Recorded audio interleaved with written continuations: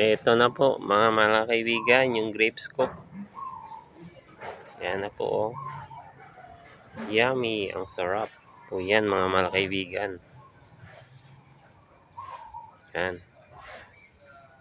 Kaso, yung mga di ko po binalot, yan po yung mukha, oh. Tantawa bala nyo mga kaibigan. Amugid na ang ginahimo sa pispis mga kaibigan. Pag di nyo po binalot yung grapes nyo. Yan. Yan ang ititira sa'yo. Dalawa.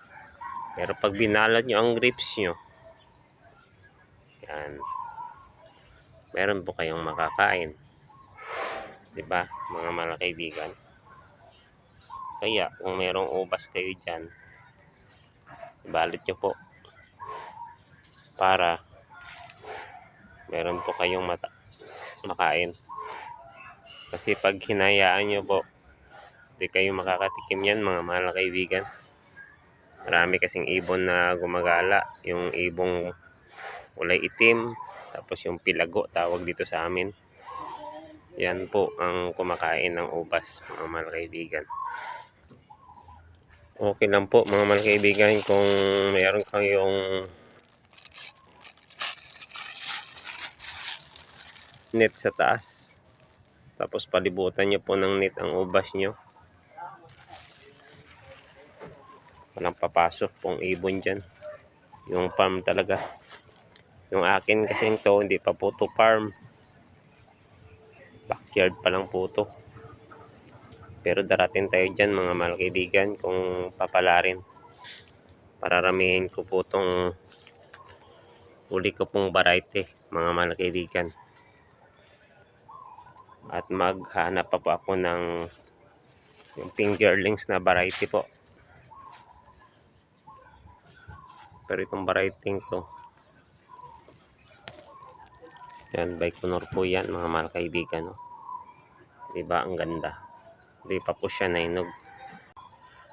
Hindi pa po siya hinog at hindi ko pa nabalot mga kaibigan. Pero kinabayaran ko lang po ng sako sa taas. Inoobserbahin ko po kung magkakaroon po siya ng bitik-bitik, kung magkakasakit po. Pero okay naman, kahit tabunan nyo pala ng sako yung bunga ng grapes sa taas. Pero ang kalaban natin ito mga kaibigan, kapag tinabunan po natin to, kakagatin po ng fruit fly to. Yan ang kalaban naman natin, fruit fly. Ayaw ko rin kasi mag-spray ng insecticide kasi ako lang po ang kumakain. Yan ang dinidipindihan ko. Kaya rin po natin natanggalin yung mga punggos, kaso ayaw ko po mag-spray. Kasi ako rin po ang kumakain at mga bata, mga kaibigan. Pero ito, hindi pa po pwede itong pabungahin mga kaibigan. Yan po ang tandaan nyo. Habang maliit pa po yung mga sanga, hindi pa po nag-pencil size. Dapat po magiging ganito po. Pencil size na po.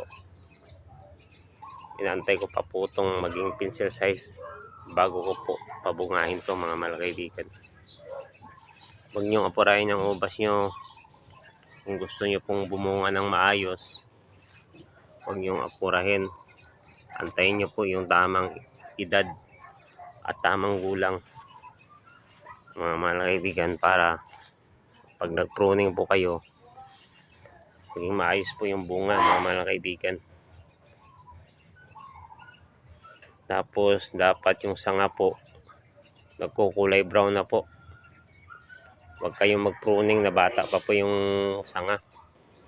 Kasi pag bata pa po yung sanga mga kaibigan,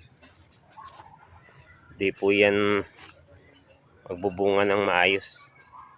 Tapos yung sanga po mga kaibigan, dapat po bago kayo mag-pruning, maglagay muna kayo ng abono advance. 2 linggo sunod-sunod maglagay kayo. Pagdating ng 15 days, doon kayo mag-pruning. Sigurado yan po. Mayroon pong lalabas dyan ng mga bulaklak mga kaibigan. Tapos pag may bulaklak na po, alagaan nyo rin po. Proteksyonan nyo po sa ulan. Kasi pag di nyo tinabunan yan sa ulan, sigurado useless pa rin yung pinaghirapan nyo. Lagas. Lahat po yan mga kaibigan.